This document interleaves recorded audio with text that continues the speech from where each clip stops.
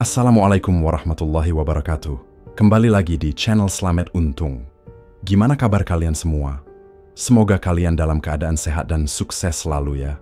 Dukung channel ini supaya bisa berkembang dengan menekan tombol subscribe, like, dan lonceng notifikasinya agar tak ketinggalan cerita horor lainnya. Tak usah berlama-lama lagi, kita masuk ke ceritanya. Perkenalkan, aku Adit. Cerita ini terjadi pada tahun 2017 saat aku masih kelas 1 SMA. Aku bersekolah di salah satu SMA ternama di kota terbesar di Jawa Tengah. Pengalaman kali ini bermula ketika sekolahku mengadakan acara wajib tahunan, live-in di sebuah desa yang masih berada di Jawa Tengah. Live-in adalah kegiatan di mana para siswa tinggal bersama orang tua asuh selama beberapa hari agar bisa merasakan hidup bermasyarakat di pedesaan yang serba terbatas. Acara ini hanya ada di sekolahku. Buat teman-teman yang tahu tempat live-in ini, tolong jangan ada yang menyebut namanya di kolom komentar, karena aku takut warga desa tersebut marah atau tidak terima dengan ceritaku kali ini. Hari itu, hari Selasa. Kami berkumpul di sekolah, menaiki bus yang disewa oleh sekolah. Kegiatan ini dilakukan untuk satu angkatan setiap tahunnya. Jika dibilang pelosok, desa ini sebenarnya tidak terlalu sepi. Masih ada rumah-rumah penduduk, meskipun dikelilingi oleh kebun yang luas. Sekolahku sudah bekerja sama bertahun-tahun dengan desa ini, sehingga para warga pun sudah terbiasa menerima kedatangan para siswa. Meskipun hanya berjarak 1 jam dari tempat tinggalku, aku belum pernah sekalipun menginjakkan kaki di desa ini. Mayoritas warganya bekerja di luar negeri sebagai tenaga kerja atau merantau ke kota-kota besar. Hampir tidak ada anak muda yang tinggal di sini setelah lulus sekolah. Kami pun dibagi ke dalam kelompok. Ada 2 kampung yang bekerja sama dengan sekolahku. Satu rumah ditempati oleh 2 siswa. Aku mendapat satu rumah bersama Maya, anak IPA yang sebenarnya tidak begitu dekat denganku. Desa ini memang sederhana, tetapi beberapa rumah di sini cukup besar dan mewah. Seperti rumah yang ditempati Mutia dan Luffy, teman-temanku. Mereka mendapatkan ibu asuh yang rumahnya luas, ber-AC, kamar mandinya mewah, bahkan memiliki jaringan wifi yang kencang. Nasibku berbeda. Aku mendapatkan ibu asuh seorang janda yang tinggal di sebuah rumah gubuk, yang menurutku tidak layak huni. Kita panggil saja beliau Bu Asi. Bu Asi adalah seorang janda beranak 2, tapi kedua anaknya merantau dan tidak pernah pulang. Ia tinggal sendirian di rumah ini dan memiliki warung makan kecil di depan rumahnya. Rumahnya terletak di pinggir jalan, paling depan di kampung ini. Jika siang hari, masih ada suara kendaraan yang lewat, tapi saat malam, sepi mencekam. Aku tidur di tempat, tidur kayu beralas kasur tipis. Bohlam berwarna oranye yang menggantung di langit-langit membuat ruangan ini terlihat suram dan remang-remang. Kamar mandi tidak memiliki lampu, letaknya di belakang rumah, berdampingan dengan kebun yang luas dan gelap. Sungguh membuatku semakin merasa tidak nyaman. Saat pertama kali tiba, kami disambut ramah oleh Bu Asi. Ia sudah menyiapkan makan dan minum untuk kami. Setelah makan, kami berbincang-bincang untuk lebih mengenal satu sama lain. "Dek, kalau bawa uang, digulung terus dikaretin." "Ya," ucap Bu Asi tiba-tiba, sambil menyodorkan karet gelang ke arahku. Aku menatapnya bingung. "Emang kenapa, Bu?" tanyaku polos. "Supaya aman, Dek. Enggak dicuri," jawabnya santai, tetap mengunyah onde-onde di tangannya. Maya yang duduk di sebelahku tiba-tiba ikut bicara. "Emang di sini banyak pencuri, Bu?" Bu Asih mengangguk pelan. "Iya, tapi tidak kasat mata." Aku mengerutkan kening. "Maksudnya?" Tanpa menjawab, Maya tiba-tiba mencengkeram tanganku erat. Ia menarikku ke kamar dengan wajah tegang. Sesampainya di kamar, Maya berbisik, "Dek, kamu ngerti kan maksudnya pencuri yang tidak kasat mata?" Aku menggeleng cuek, masih sibuk menatap layar ponsel. "Enggak," Maya mendesah frustrasi, lalu menatapku tajam. "Maksudnya tuyul." Aku terdiam. Sebuah rasa tidak nyaman mulai menjalar di tubuhku.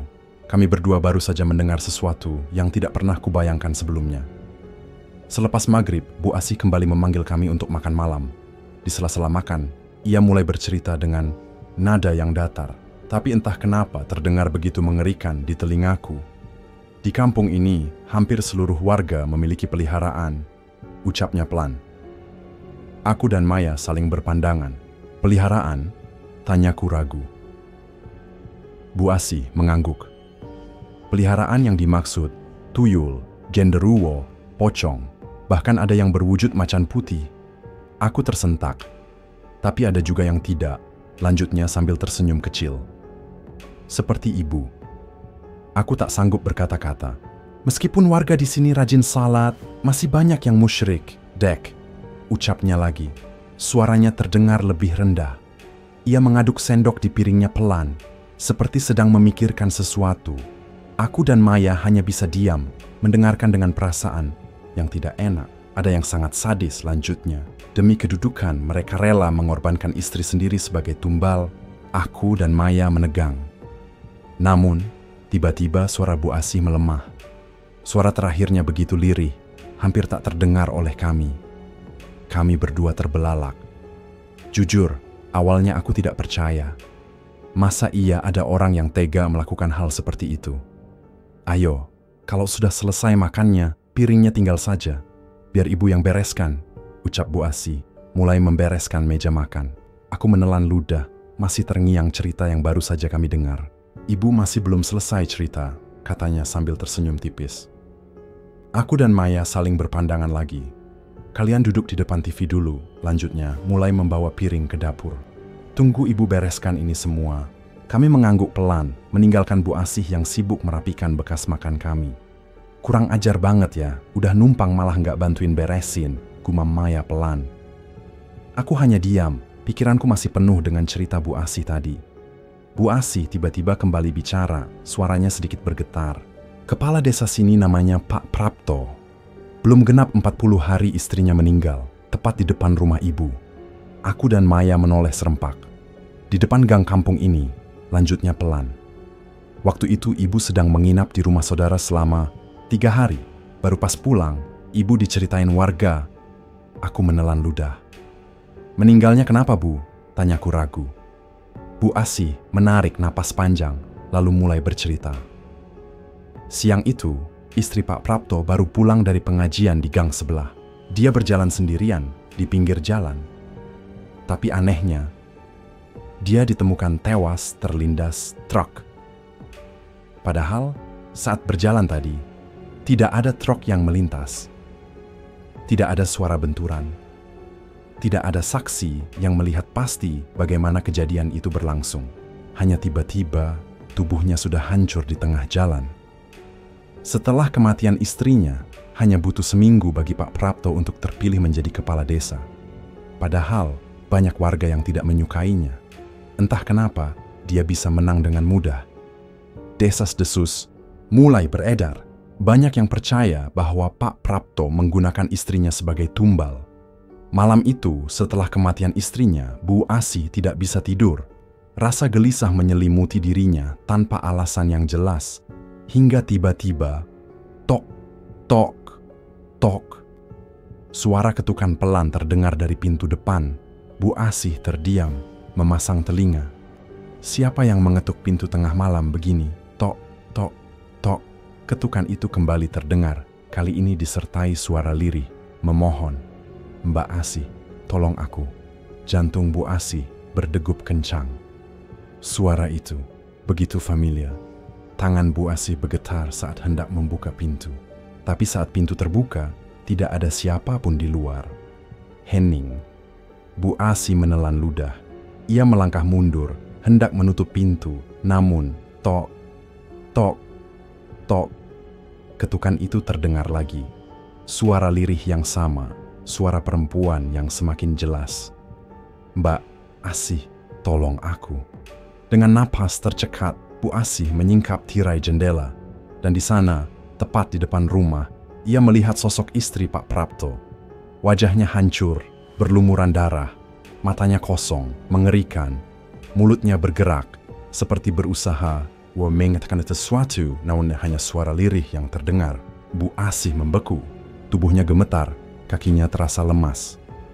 Ini bukan pertama kalinya ia melihat hal seperti ini. Di depan rumahnya, kecelakaan aneh sudah sering terjadi. Pernah ada anak kecil yang tiba-tiba ditemukan tewas dengan kaki putus, padahal tidak ada kendaraan yang melintas. Pernah juga ada warga yang tiba-tiba meninggal di depan warungnya. tanpa sebab yang jelas, namun tubuhnya mengeluarkan bau busuk seperti telah mati berminggu-minggu. Bu Asih menarik napas panjang, berusaha menenangkan diri. Setiap warga di sini punya peliharaan masing-masing, ucapnya pelan, menatap kami. Kalau sudah meminta makanan, harus dituruti. Kalau tidak, mereka akan mencari sendiri. Aku menelan ludah, merasakan hawa dingin merayap di tengkukku. Malam itu, aku dan Maya hanya bisa mendengar cerita-cerita mengerikan tentang desa ini dari Bu Asih. Hingga akhirnya ia menatap kami dengan serius. "Dek, udah malam. Kalian tidur, ya, usahakan cepat tidur," katanya dengan nada perintah. "Kalau ada suara apapun, jangan keluar kamar." Aku dan Maya mengangguk tanpa berani bertanya. Malam itu, aku berusaha memejamkan mata, tapi gagal. Pikiranku masih kacau, tubuhku terasa gelisah. Di sebelahku, Maya sudah terlihat memejamkan mata, tapi aku tahu dia belum benar-benar tidur. Jam sudah menunjukkan pukul 1 dini hari. Aku masih sibuk menatap layar ponsel ketika sesuatu menggangguku. Sebuah suara, seseorang merintih. Suara itu lirih, seperti menahan sakit. Awalnya terdengar jauh, tapi semakin lama, semakin dekat. Dan sekarang, suara itu ada tepat di depan kamar. Aku menoleh ke arah pintu. Jantungku berdetak kencang. "Bu Asih," panggilku pelan. Aku beranjak dari tempesidor, berjuang mendekati pintu. Tapi sebelum aku sempat membuka, tangan Maya mencengkeram lenganku kuat. "Jangan," bisiknya gemetar. Aku menatapnya, bingung. "Kenapa?" Maya menelan ludah, suaranya semakin pelan. "Itu bukan Bu Asih." Aku merasakan bulu kudukku meremang, tapi rasa penasaran menguasai diriku. Aku tetap mendekati pintu, mengintip melalui celahnya. Maya menggigit bibir, memeluk guling erat sambil bersandar ke tembok. Perlahan, pintu kamar terbuka, dan di luar, aku melihat seseorang sedang berjongkok, menutupi wajahnya dengan tangan. Dada terasa sesak, namun aku tetap melangkah mendekat. "Bu Asih," panggilku sekali lagi. Perlahan, sosok itu mengangkat wajahnya. Aku tersentak. Kulitnya hitam legam, keriput seperti daging yang membusuk. Matanya merah menyala dan bibirnya menyeringai, memperlihatkan deretan gigi hitam mengerikan. Tangan kurusnya terulur ke arahku, jemarinya yang panjang dan hitam pekat hendak meraih kakiku. Darahku seperti membeku. Dengan secepat kilat, aku berbalik, berlari masuk ke kamar, membanting pintu sekuat tenaga. Dadaku naik turun, napasku memburu. Dari luar pintu kamar, wujud itu mulai menggedor-gedor dengan keras. Tak. Aku dan Maya merapat ke atas kasur. Tubuhku gemetar, sementara Maya malah menangis. Suara gedoran semakin cepat, seperti sesuatu yang ingin menerobos masuk. Aku ketakutan, napasku sesak, dan tanpa sadar ikut menangis. Tiba-tiba, gagang pintu bergetar, seperti ada yang berusaha membukanya.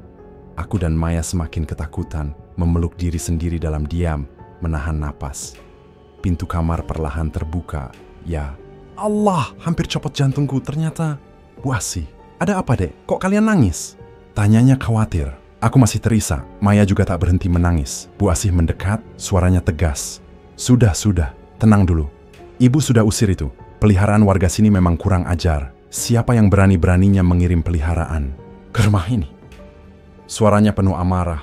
Maya masih terisak, suaranya lirih. "Bu, saya mau pulang." Aku menoleh, melihat wajah Bu Asih yang tampak bingung. Aku mengerti. Aku tahu siapa yang memelihara makhluk-makhluk itu.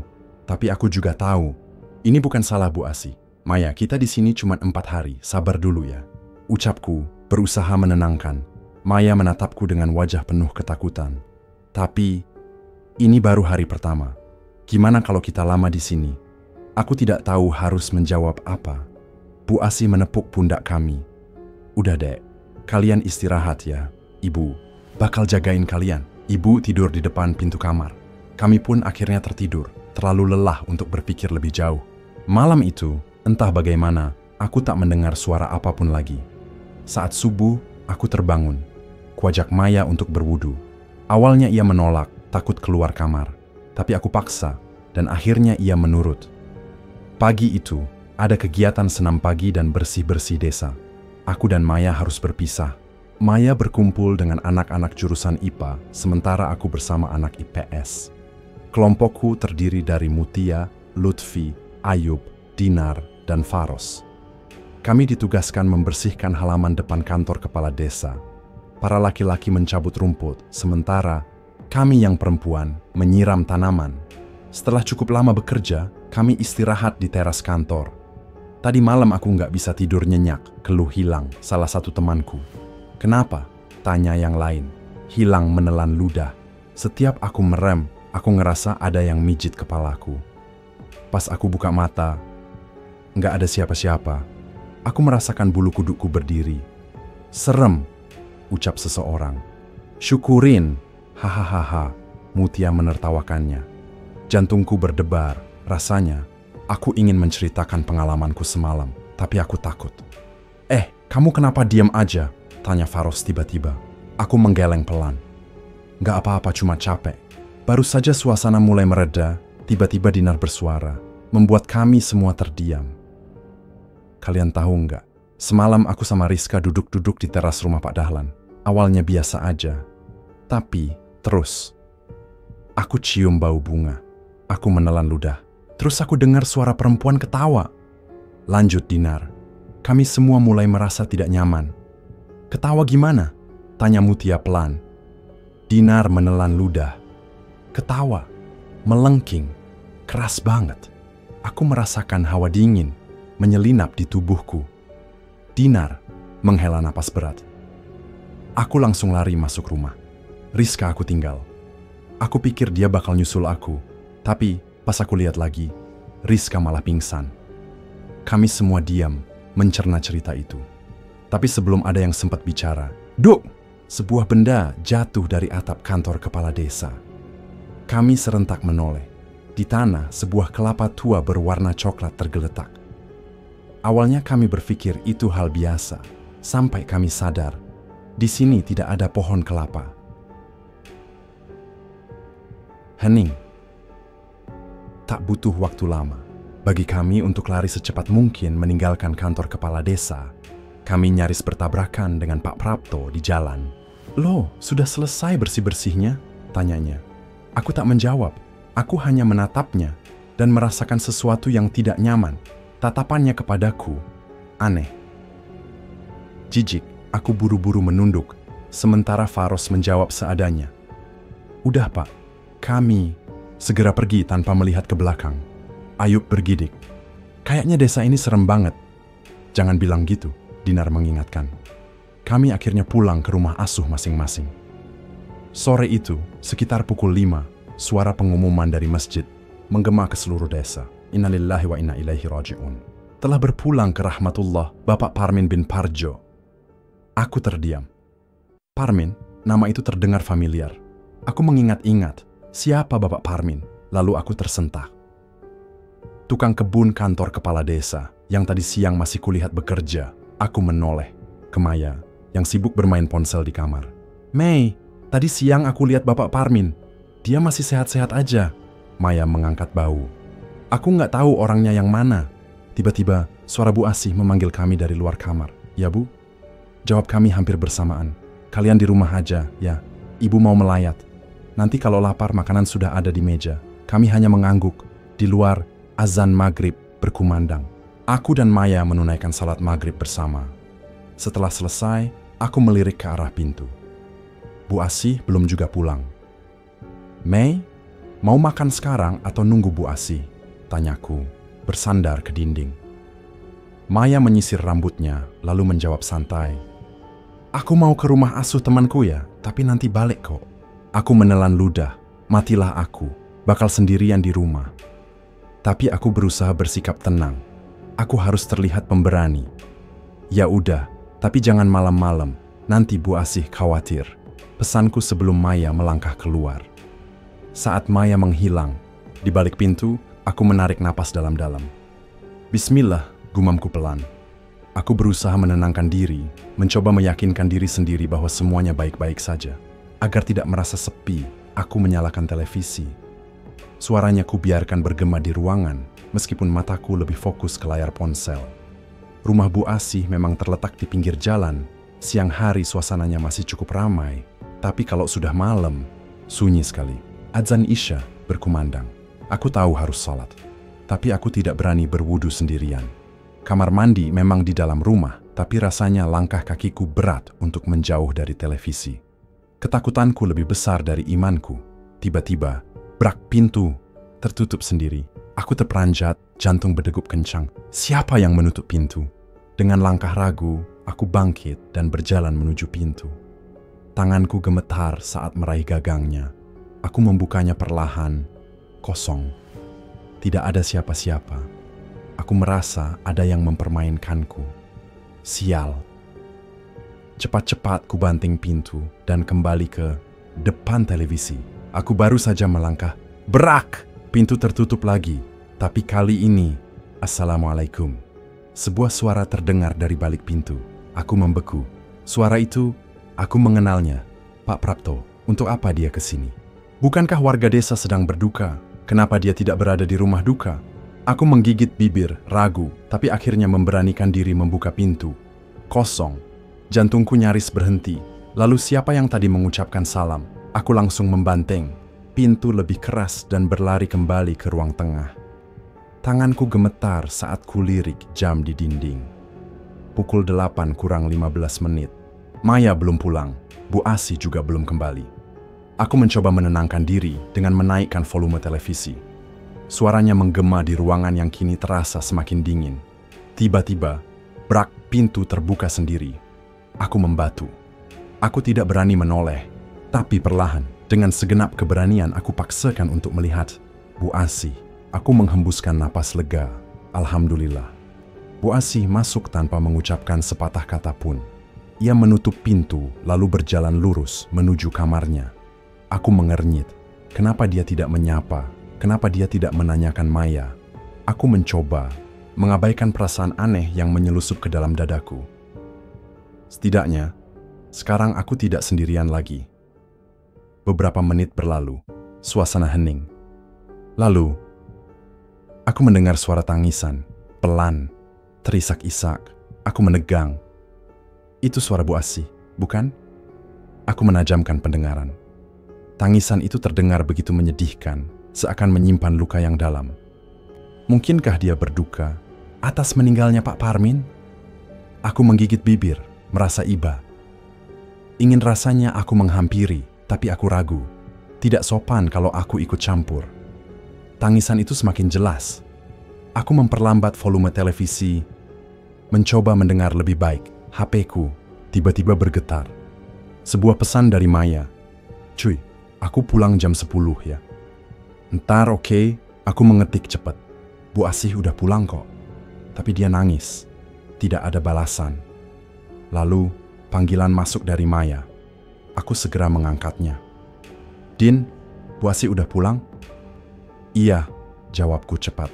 Tapi dia langsung nangis. Kenapa ya?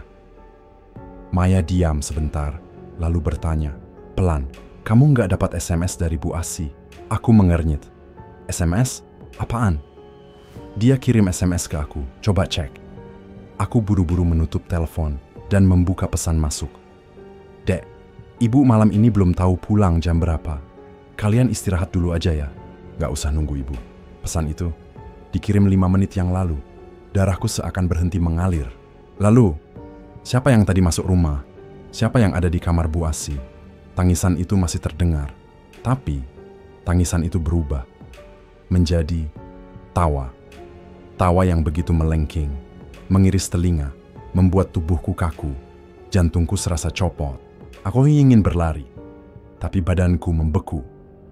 Keringat dingin mengalir di pelipisku. Dari bawah pintu kamar Bu Asi, aku melihat bayangan bergerak.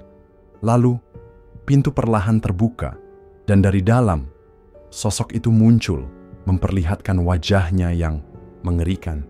Nenek itu, wajahnya hitam legam, giginya hitam, matanya merah menyala, dan ia tersenyum ke arahku. Setelah itu, aku tidak ingat apa-apa lagi. Tubuhku terasa panas, begitu lemas. Perlahan aku mencoba membuka mata. Pandanganku masih kabur, tapi samar-samar kulihat beberapa sosok di sekitarku. Bu Asih, Maya, Pak Ilham, dan beberapa temanku lainnya. Aku terkejut. Apa yang sedang terjadi? Ku coba mengangkat tubuhku, tapi rasanya begitu berat. Jangan bangun dulu, Dek. Tiduran saja. Suara Bu Asih menghentikanku. Ada apa ini, Mai? Kok badanku lemes banget? Suaraku terdengar parau saat menatap Maya, tapi yang kulihat hanya wajahnya yang penuh air mata. Ia menangis, tapi tak berkata apa-apa. Aku mencoba mengingat-ingat apa yang terjadi.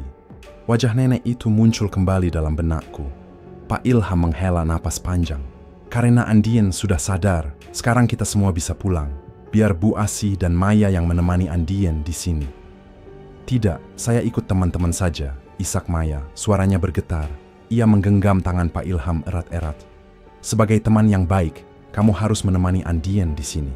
Lagi pula ada Bu Asih. Pak Ilham berusaha menenangkannya dengan senyum tipis.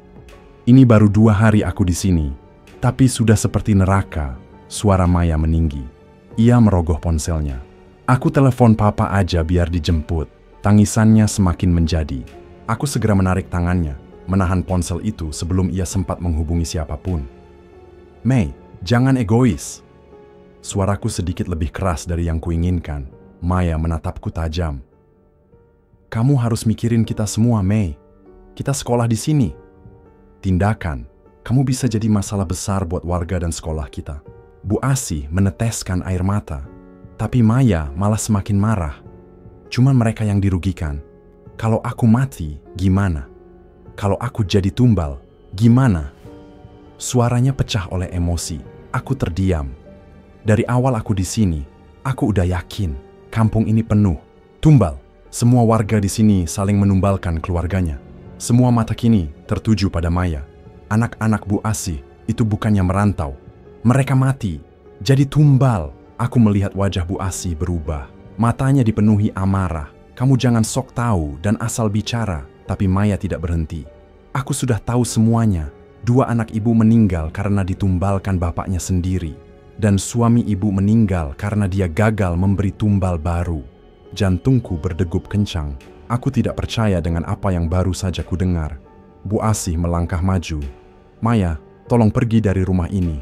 Jangan pernah tinggal di sini lagi. Saya tidak sudi mengasuhmu. Ia mendorong Maya dengan kasar.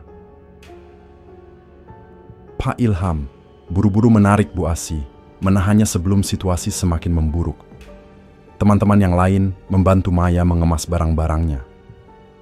Aku hanya bisa terpaku di tempat, menatap semua ini terjadi seperti sebuah mimpi buruk yang nyata.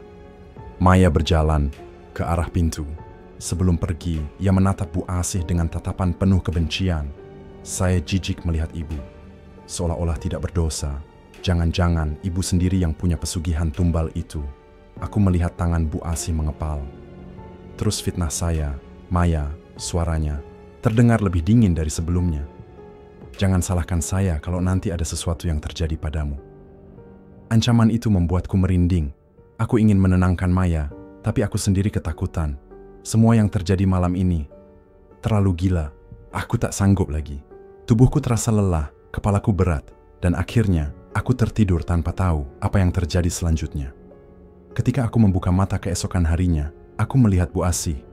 Ia duduk di sudut ruangan, diam, dengan kepala tertunduk. Bu, suaraku pelan. Bu Asih terbangun. Ia menatapku dengan mata sembab, lalu tersenyum, tapi senyum itu terlihat aneh. Maafin ibu ya, Dek, ucapnya lirih. Maaf kenapa, Bu? Aku mencoba mengusap lengannya untuk menenangkannya. Bu Asih menunduk. Aku melihat air matanya kembali jatuh. Soal kejadian semalam, suaranya nyaris tak terdengar. Aku menggigit bibir. Sudah, Bu. Saya nggak apa-apa kok, jawabku. Meskipun aku tahu aku sedang berbohong. Aku melihat tatapan Bu Asih berubah. Ada sesuatu di dalam matanya. Andien, ia menarik napas panjang. Apa yang Maya katakan semalam, itu benar. Aku menegang. Maksudnya, anak-anak saya, mereka bukan merantau. Aku bisa mendengar detak jantungku sendiri. Mereka sudah meninggal. Bu, Asih menatap lurus ke mataku. Mereka dijadikan tumbal oleh suami saya. Aku terdiam. Aku tidak tahu harus bereaksi seperti apa. Tubuhku gemetar. Aku secara refleks menggeser tubuhku ke belakang. hingga punggungku menempel ke dinding. Bu Asih berdiri, menghapus air matanya, lalu tersenyum dengan ekspresi yang berbeda.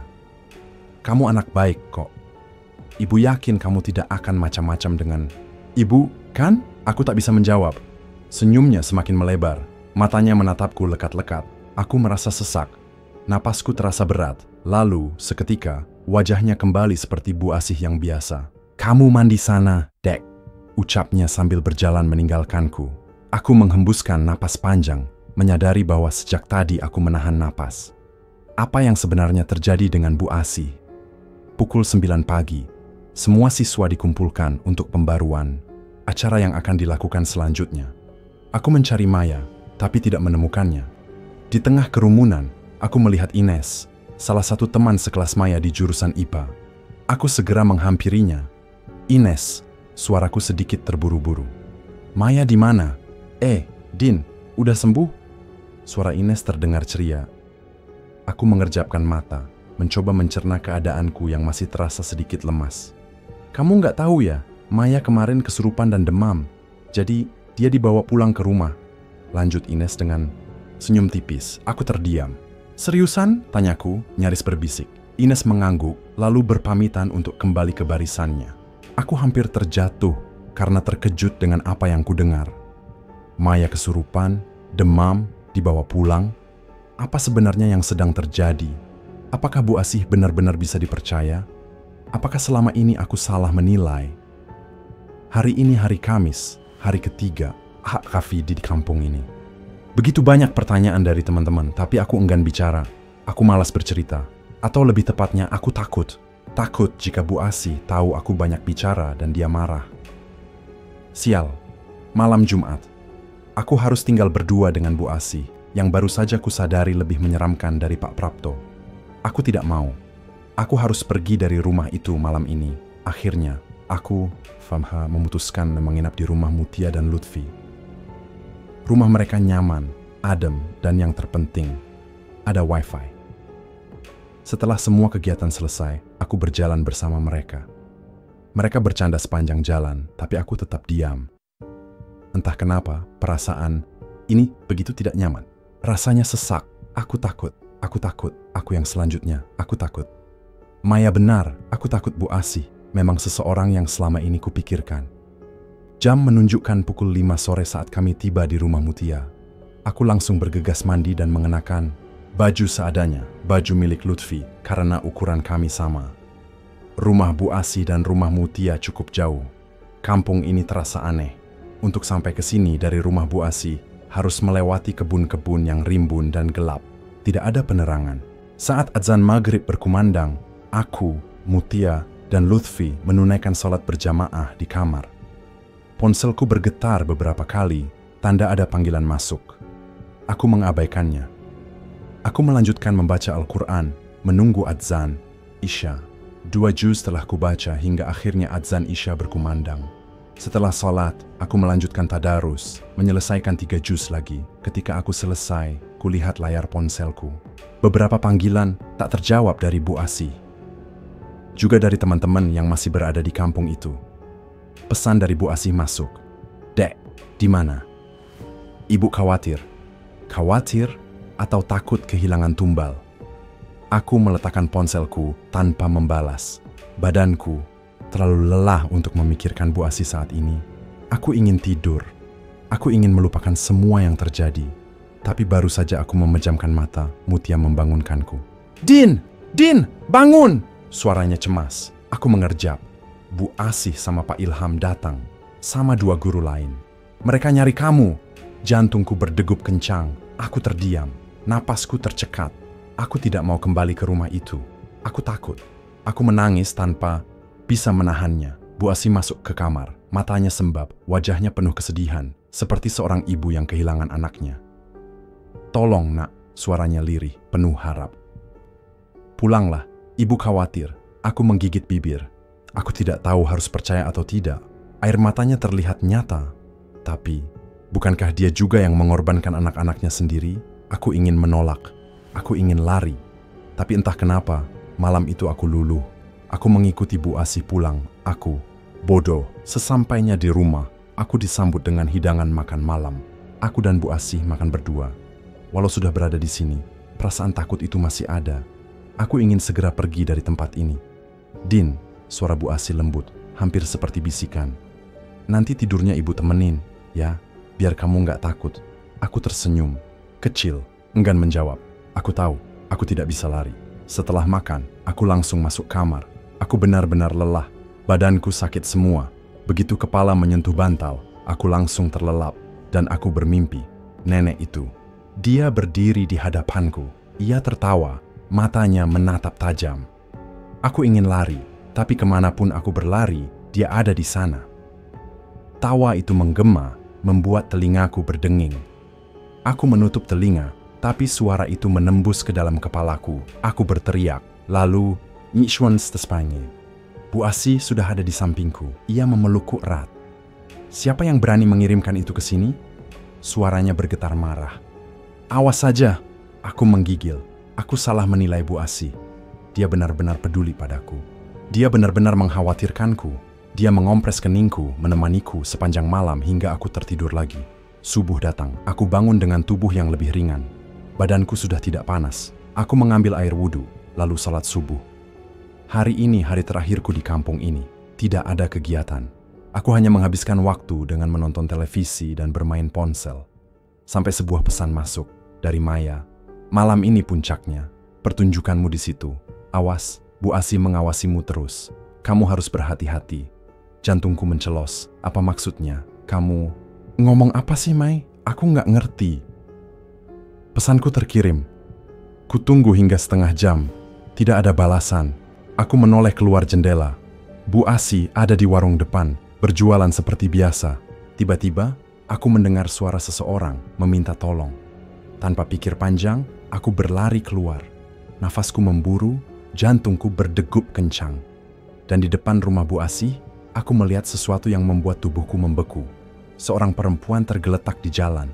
Badannya hancur, remuk, seperti habis dilindas sesuatu yang tidak masuk akal. Aku tidak mengenalnya. Tapi orang-orang di sekitar mulai berbisik panik. Mbak Tutik. Suara itu bergema di telingaku. Aku ingin muntah.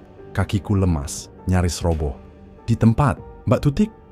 Sekretaris kepala desa? Satu persatu, mereka yang berhubungan dengan Pak Prapto mengalami kematian tragis. Istrinya, Joko, pegawai kantor desa. Pak Parmin, tukang kebun kantor kepala desa. Dan sekarang, Mbak Tutik, Bu. Asih menarik lenganku, membawaku masuk ke rumah. Bu, Mbak Tutik itu siapa? Tanyaku, suaraku gemetar. Bu Asih menatapku. Sekretarisnya Kades, katanya lirih. Pak Prapto memang kejam.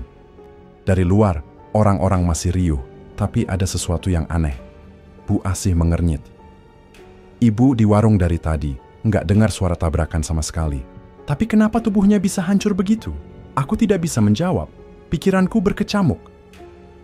Kamu yang diincar sekarang, Dek. Suara Bu Asih terdengar pelan, tapi penuh kepastian. Beberapa kali kiriman dia menyerangmu. Aku tersentak. Tubuhku langsung lemas. Kenapa aku?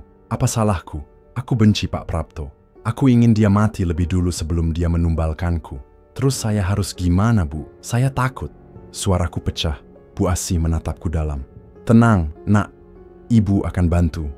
Ada sesuatu dalam tatapan itu yang membuatku merasa bersalah telah meragukannya. Aku mengangguk lemah. Sore itu, Bu Asih menyiapkan sesuatu di meja makan. Sajen, ada dupa yang menyala, sesajen, dan darah ayam yang masih segar. Aku merinding melihatnya. Bu, ini buat apa? Tanyaku ragu. Ibu harus minta darahmu, jawabnya. Suaranya lembut, tapi tegas. Buat mengusir peliharaan Pak Prapto. Aku mundur setapak. Tapi, gimana caranya? Sedikit aja. Ibu cuma perlu darahmu. Keluar, katanya sambil mengangkat pisau kecil. Aku ingin menolak. Tapi wajah Bu Asih tetap tenang, penuh keyakinan. Aku menggigit bibir, mengulurkan tanganku. Pisau itu menyentuh kulitku, luka kecil terbuka, dan setetes darah jatuh ke dalam sesajen. Dupa yang menyala tiba-tiba bergetar. Aku merasakan hawa panas menyelimutiku. Sudah deh, sekarang duduk di sini, jangan kemana-mana, ujar Bu Asih. Ibu, mau melayat ke rumah Mbak Tutik. Aku tersentak. Tapi, Bu, saya takut. Kamu aman, jawabnya. Duduk di sini terus sampai ibu pulang. Jangan pergi kemana-mana. Jangan tinggalkan sesajen ini kalau kamu masih mau hidup. Aku menelan ludah. Tapi, kalau saya mau salat maghrib, tanyaku lirih. Tatapan Bu Asih berubah tajam. Kamu pengen mati? Suaranya dingin. Aku menggeleng cepat. Air mataku hampir jatuh. Bu Asih tersenyum, mengusap kepalaku, lalu pergi. Adzan maghrib berkumandang. Aku masih duduk di tempatku, takut bergerak sedikit pun. Pintu diketuk. Aku membeku, tidak berani beranjak. Bu Asih sudah berpesan, jangan buka pintu untuk siapapun. Tapi lalu, angin kencang menghantam rumah.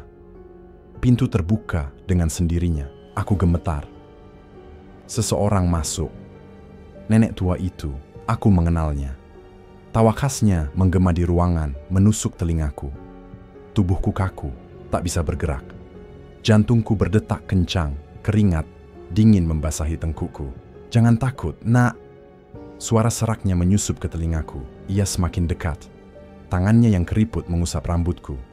Aku ingin berteriak, tapi tenggorokanku terkunci. Aku ingin lari, tapi kakiku seakan terpaku di lantai. Lalu tiba-tiba, tangannya mencengkeram leherku. Aku megap-megap. Nafasku terhenti. Aku meronta, tanganku berusaha menarik cengkeramannya. Tapi ia begitu kuat. Aku hampir kehilangan kesadaran. Ketika kakiku menyentuh meja, menjatuhkan sesajen yang disiapkan Bu Asih. Dan saat itu juga, nenek itu menggeram marah. Aku menendangnya dengan sisa tenaga. Ia terlempar ke belakang. Tapi tubuhnya mulai berubah. Bulu hitam pekat muncul di sekujur tubuhnya. Sosoknya meninggi. Matanya merah menyala. Kukunya panjang dan hitam. Ia menggapai kakiku, mencengkeramnya erat hingga aku jatuh terduduk. Aku ingin berteriak, tapi suaraku tercekat. Makhluk itu kembali mencengkeram leherku. Lebih kuat dari sebelumnya. Pandanganku mulai kabur, udara terasa semakin tipis. Lalu terdengar suara bentakan. Cukup, seseorang masuk, Pak Prapto. Aku ingin berteriak, tapi aku terlalu lemah. Makhluk itu berbalik, lalu melempar Pak Prapto hingga menghantam tembok. Tak lama, Pak Ilham datang. Ustadz di kampung ini. Ia dan Pak Prapto mulai melantunkan doa-doa. Tapi, makhluk itu semakin beringas. Aku berusaha bangkit, tapi cakar panjangnya menyayat kakiku. Rasa sakit menyebar, darah mengalir deras. Aku jatuh tersungkur. Samar-samar, aku melihat lebih banyak orang datang. Maya, Dok, guru agama kami, beberapa orang lainnya. Maya berlari ke arahku, mengguncang tubuhku. Aku ingin bangun, tapi semuanya terasa gelap. Ketika aku tersadar, suasana di sekitarku begitu suram. Isak tangis terdengar, memenuhi ruangan. Aku berusaha menggerakkan tubuhku, tapi seluruh persendianku terasa kaku. Leherku masih nyeri, kakiku perih. Pandanganku mengabur sebelum akhirnya fokus pada satu hal yang membuat napasku tercekat. Di sampingku, sesosok mayat tergeletak. Wajahnya penuh luka, aku tidak bisa berkata-kata, hanya duduk diam dengan tubuh lemas. Orang-orang di sekelilingku membaca Yasin dengan suara gemetar. Aku menoleh ke arah Maya yang sebelumnya terbaring lemah. Namun, tiba-tiba tubuhnya bergerak. Lalu, ia berteriak. Aku tersentak, rasa takut kembali menjalar. Maya yang tadinya begitu lemah, kini terduduk dengan wajah panik. Aku menelan ludah, jantungku berdetak semakin cepat.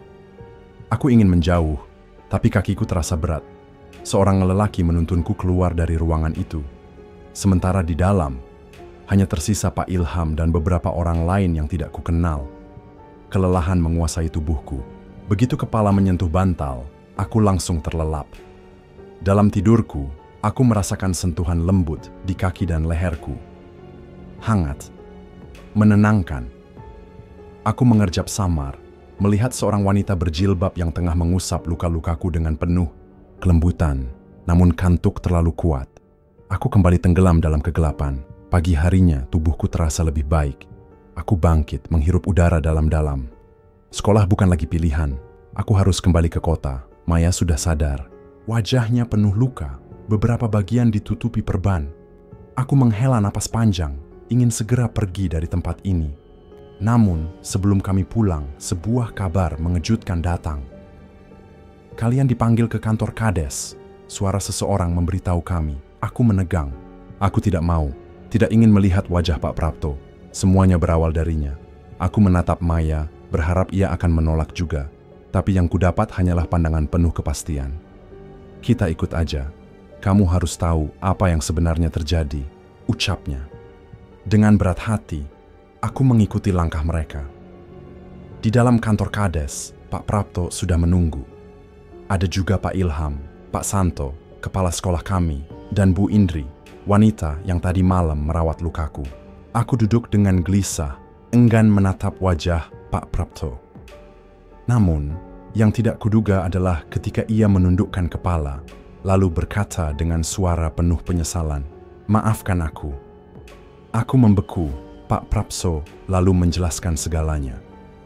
Semua yang selama ini kusangka benar ternyata salah.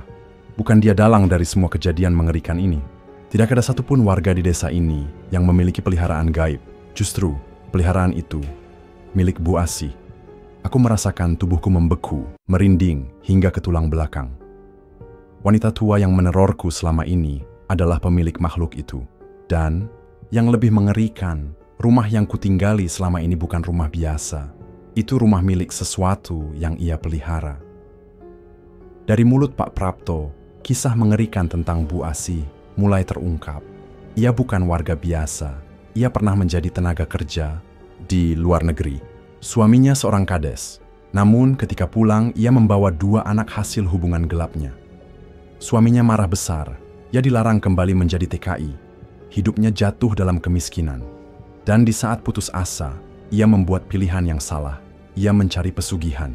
Ia merawat sesuatu. Dan rumah tempatku tinggal adalah tempat makhluk itu bersemayam. Pak Prapto mengatakan bahwa selama ini korban yang meninggal di depan rumah Bu Asih bukan karena kecelakaan biasa. Mereka diteror, dihabisi oleh sesuatu yang tak kasat mata. Sejak awal, target sebenarnya bukan aku, tapi Maya. Maya memiliki sesuatu dalam dirinya, sebuah perlindungan. Dan karena makhluk itu tidak bisa menyentuhnya, maka akulah yang dijadikan korban. Aku menoleh pada Maya, yang terlihat pucat pasi. Aku harus pergi, gumamnya lirih. Aku nggak bisa tinggal di sini lagi. Pak Prapto melanjutkan. Sekarang, Bu Asih sedang buron. Warga mencarinya, tapi ia menghilang. Aku tak bisa berkata-kata. Pak Prapto menatapku, lalu berkata, Bu Asih, dialah yang membunuh istriku. Dialah yang membunuh anaknya sendiri. Suaminya juga menjadi korban. Aku tidak bisa lagi mendengar kelanjutannya. Kepalaku berdengung. Aku ingin pergi. Aku ingin melupakan semua ini. Setelah semua selesai, aku menjalani ruqyah. Berbulan-bulan aku harus berjuang untuk sembuh, untuk menghilangkan teror yang selalu menghantui pikiranku. Namun, yang paling mengerikan adalah Bu Asih masih menghubungiku. Ia mengirimiku pesan singkat. Yang pertama, adik di mana? Ibu kangen. Aku gemetar. 2 hari kemudian, pesan lain datang. Kali ini, hanya suara tawa. Aku tidak berpikir 2 kali. Aku langsung mengganti nomor ponselku. Dari kabar yang kudengar, rumah yang kutinggali kini telah dihancurkan. Di tempatnya berdiri sebuah masjid. Tidak ada lagi orang tua asuh bernama Bu Asih. Tidak ada lagi teror. Yang tersisa hanyalah bekas luka di kakiku dan di leherku. Garis-garis yang tak akan pernah hilang. Dan aku bersyukur karena aku masih hidup.